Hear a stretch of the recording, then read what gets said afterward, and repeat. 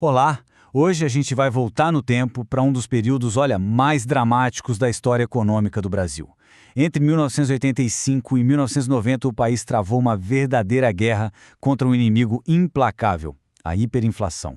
Foi uma saga de planos super ousados, muita esperança e, fracassos bem barulhentos. Uma verdadeira ópera econômica.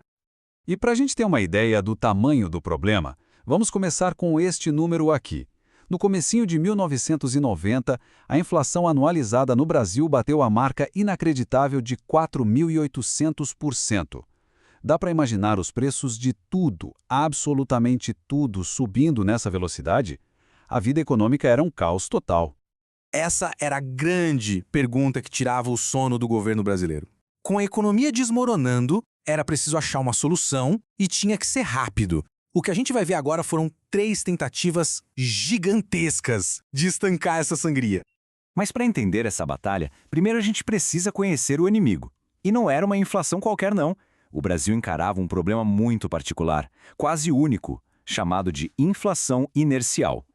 O lance é o seguinte, e é meio doido de pensar. A inflação de hoje era causada pela inflação de ontem. Exato. Contratos, aluguéis e, o principal, os salários, eram todos reajustados com base na inflação que já tinha passado. Isso criava uma espécie de memória na economia, uma memória teimosa que se recusava a ir embora. E esse gráfico aqui mostra perfeitamente o efeito disso na vida das pessoas. O poder de compra dava aquele salto no dia do pagamento, mas logo em seguida era devorado, dia após dia, pela alta dos preços. Era um ciclo sem fim, super frustrante, que acabava com a confiança de todo mundo. E aí surge o primeiro grande ato dessa ópera, um plano de choque bem radical e audacioso, feito para matar a inflação de uma vez só. O nome dele, Plano Cruzado. A estratégia tinha várias frentes. Primeiro, moeda nova para romper o passado. Segundo, um congelamento geral de preços, assim, de repente. Terceiro, uma conversão dos salários tentando preservar o poder de compra. E por último, uma trava de segurança, o famoso gatilho salarial para proteger o trabalhador se a inflação voltasse. Agora, olha que impressionante o resultado imediato. Foi espetacular. A inflação, que estava em quase 13% por mês, simplesmente sumiu. Chegou a ficar negativa em março. O país inteiro entrou numa onda de otimismo, de euforia. Parecia que, finalmente, o monstro tinha sido derrotado. Só que a festa durou pouco. Com os preços congelados e o poder de compra de volta, todo mundo correu para comprar. A demanda explodiu, só que a produção não deu conta. O resultado? Prateleiras vazias, filas gigantescas e o surgimento do tal do ágio para conseguir comprar as coisas. Ironicamente, o sucesso do plano foi a causa da sua própria destruição. Das cinzas do Plano Cruzado vem aí o segundo ato. O Plano Bresser, de junho de 87, era uma tentativa mais pé no chão, digamos, mais cautelosa, para tentar consertar o problema aprendendo com os erros do passado. A abordagem aqui foi um pouco diferente, sem aquela promessa de inflação zero, o que já soava mais realista. O congelamento era temporário, para evitar o desabastecimento, e a regra dos salários foi mudada para tentar quebrar a realimentação automática da inflação. E, de novo, o resultado inicial foi bom. A inflação, que já estava de volta com tudo, despencou de mais de 23% para 4,5% em um único mês. Por um instante, a esperança voltou a aparecer. Mas, dessa vez, o problema foi outro.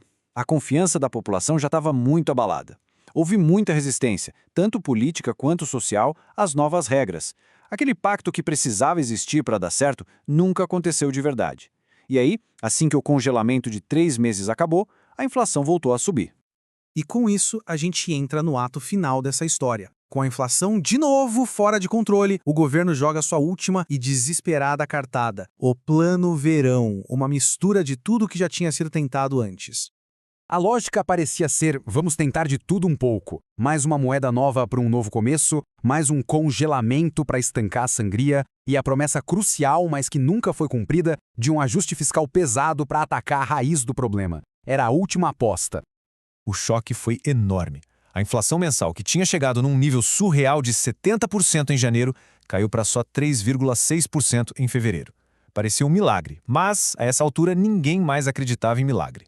E o pessoal estava certo em desconfiar. A credibilidade do governo era zero. Assim que os controles foram retirados, a economia não só voltou a acelerar, ela explodiu. O fracasso do Plano Verão não só trouxe a inflação de volta, ele escancarou as portas para a hiperinflação na sua forma mais brutal.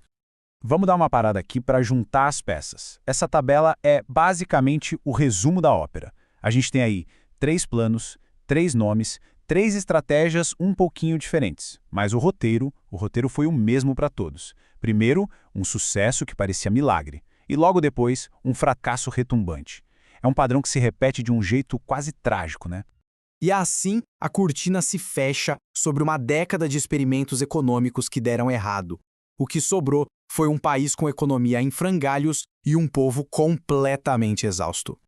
Dá uma olhada nesse número. Isso não é inflação anual, não. É mensal. Em março de 1990, os preços quase dobraram em só 30 dias. Esse foi o resultado direto do colapso do último plano.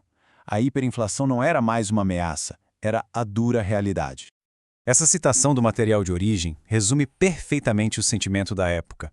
Não foi só uma crise, foi uma década inteira de estagnação, de incerteza, um tempo que ficou conhecido na história do Brasil como a década perdida.